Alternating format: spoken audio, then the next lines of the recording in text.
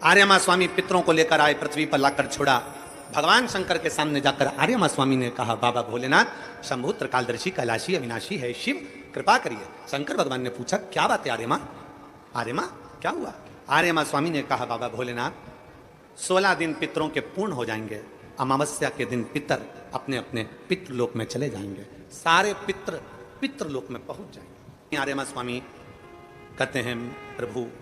हे शिव शंकर, हे ओघड़दानी, हे भोलेनाथ, हे त्रिकालदर्शी कैलाशी अविनाशी, आपसे निवेदन है, 16 दिन श्राद्ध के पितृ रहते हैं पृथ्वी पर। आखिरी में अमावस्या के दिन ये अपने घर को जाते हैं। बाबा, इनमें से कई पितर ऐसे हैं जिनको भोजन नहीं मिल पाता। कोई एक साधन ऐसा बता दो शंकर भगवान, कोई एक साधन ऐसा बता दो भोलेनाथ कि अगर 16 दिन पितरों की कोई गलती भी हो गई हो, पितरों को भाग भी ना मिला हो, पितरों का अपमान भी हो गया हो, तो आखिरी दिन ऐसा कोई उपाय बता दिया जाए, आखिरी दिन ऐसा कुछ कर दिया जाए जिससे सारे पितर तृप्त होकर आशीर्वाद दें और उनके वंश को आगे बढ़ाने का, फलने फूलने का वर देकर पितर अपने घर को चले जाए। भगवान शंकर ने कह दिया, सुनो आर्यमा, जितने पितर आप पितृलोक में वापिस लेकर जाओगे, अगर वो पितरों का नियम है 16 दिन श्राद्ध में खाते हैं, भोजन करते हैं, 16 दिन भोजन करते हैं, अमावस्या के दिन इन पितरों को आप नदी, तालाब, बावड़ी, कुआं, सरोवर, जो पानी का स्थान हो, कोई नदी हो, कोई तालाब हो, कोई बावड़ी हो, कोई कुआं हो, कोई सरोवर हो, ये सारे पितर वहां पानी पीने के लिए आते हैं। तो सुनो आर्यमा स्वामी, अगर संसार में रहने वाला मनुष्य